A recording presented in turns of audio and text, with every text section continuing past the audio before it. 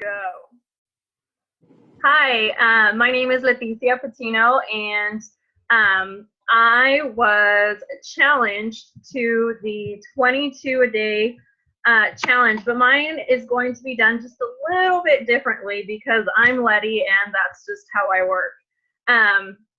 So my challenge to myself was to find 22 veterans to interview, just real quick, just get a little information about them and how long they served, what branch they served in. And today I have Pete Bakeman here with me. Pete, you want to give me just a little bit of information about where you're from, what branch you served with? Sure. Yeah. Well, my name is Pete Bakeman. I was a sergeant in the United States Marine Corps. Served active duty for 8 years. Did 4 combat tours, 3 to Iraq, 1 to Afghanistan. Originally from St. Paul, Minnesota, and currently back here in the moment, outer suburbs, anyways. And yeah, kind of going through what every other veteran goes through in first civ div. So, cheers. Cheers. Well, thank you so much, Pete. Tell me a little bit about what you do now. Well, now I probably like most veterans, I kind of hopped around from job to job for a little bit. Once I got out in 2012, I went to work for Xcel Energy. Was a gas pipeline inspector. Did that for 4 years on a special project. And now I am Hennepin County Security. It's a private security contracted for Hennepin County government buildings.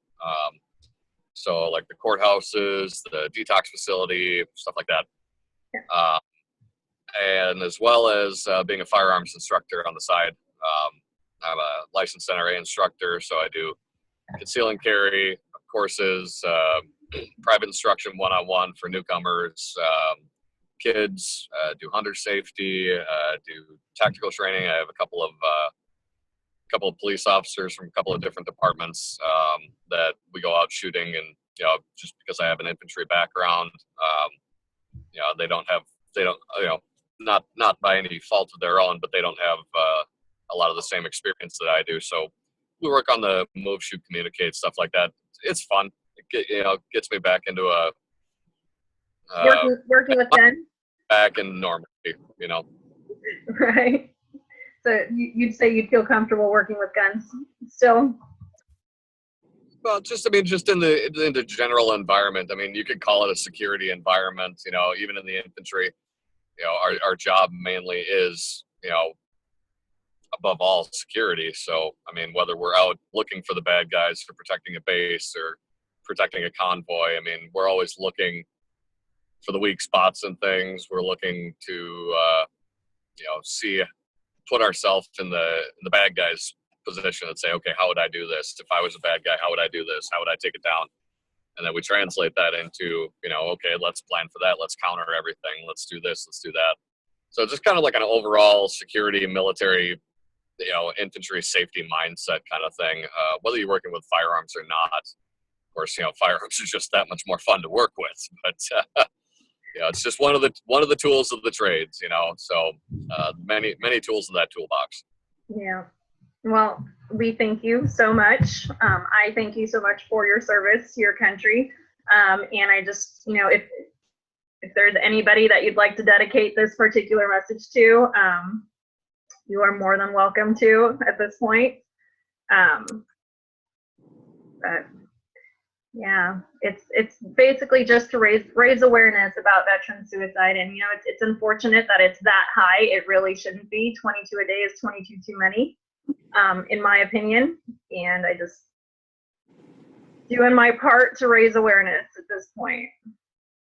22 a day. Yeah. You do the push-ups and dips and squats and everything else. So, it's sad to see that fellow brothers and sisters, when we're in, we take advantage of it. We take it for granted sometimes how tight knit that we actually are. When you're in, you kind of see it as kind of like a cliche, like, yeah, everybody says we're family and this, that, and the other. And we are. But you really don't truly know what you have until you get out. And or, same thing when you kind of move to a different unit too. You lose your brothers, or, if you're not in an infantry unit, you lose your sisters. And it's hard to keep in touch. I mean, Facebook is a great tool for that. It's got a lot of social media BS on it, but, filter it out, just find other like-minded people, find the people that you used to serve with. But yeah, it gets hard. It gets really hard and really depressing, once you get out. And I've been through my fair share of it, and I'm, kind of still going through it, but it's, it's a day by day, I mean, I turned 19 in Fallujah. I mean, if I can make it through that, nothing's going to hold me back. And I don't have to be a rocket scientist to prove myself. I still push myself every day. I still love trying to help other veterans out, wherever I can. But we don't have to be perfect. We're all flawed, and it really sucks to see that some people just don't have the resources, so they don't have anybody around them to talk to. And when that happens, it doesn't take long to spiral downward. And unless you have somebody to catch you, it's really hard to catch yourself, and pull yourself back up. For me, there's a great veterans community up here in St. Paul and Minneapolis. It's probably closer to 30 or 40,000 veterans just in the Twin Cities area alone. But even still, you lose track of your brothers that you served with. Just recently, actually, once I got my divorce, I just recently got back on Facebook after staying off of it for 6 years. And finding all the brothers and everybody else is just kind of going through similar stuff all at the same time, all married with kids. Half of my brothers are already divorced. The other half are getting a divorce at the same time. And it's just, if nothing else, it's just, vent with your brothers again, kick back and remember the good old days, and see if you can get some meetups somewhere. I know I just got a message yesterday that my unit is going to be meeting up, having a unit reunion out at in Vegas at the same week as SHOT Show. So That's awesome. Been about 4.5 years since I've seen those brothers, and hopefully I can make it out there. Well, I hope you can. I really do. I hope you can get to go. I think that'd be really good for you. And I could see how when you form essentially a family with other people like that, it's nice to be able to get back together, and it's nice to be able to have that connection with people again. So yeah, it's it really is kind of I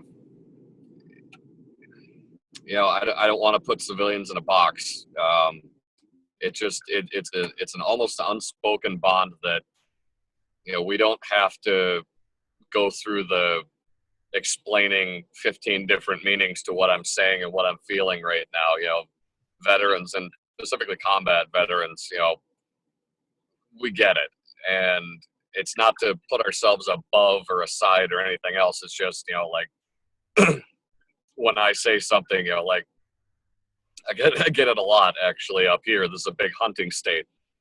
And, everybody around me, even super liberal people go hunting and they own guns up here. So they always ask me, how many times have you been hunting? Do you want to go hunting? And I look at them, I say, I've never been hunting in my life, and I haven't. And they look at me kind of weird, and they're like, "You're a Marine, like you're an infantry Marine. How have you never been hunting?" I was like, well, I've been hunting, but just not for animals. Just not for animals, right?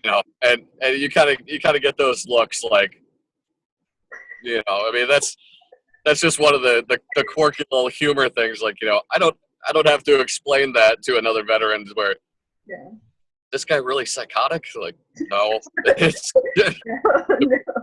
it's just there. Just sometimes it's just the simple things like that, where you can get misunderstood. And then there's other things where, you got to get deep with it and, really open up to people and, let them know what's going on with your life. And You know, if nobody else, you know, the guys that you served with and fought with, they get it on a level that that not a whole lot of other people can get, and that's not, like I said, that's not to take away from anybody who hasn't done that, but it's just it's an unspoken bond that it's like, you know, we know, like it hurts your heart.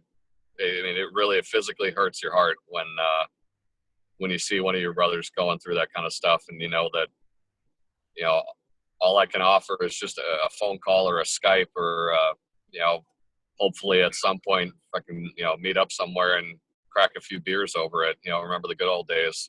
Yeah. You know, it is what it is.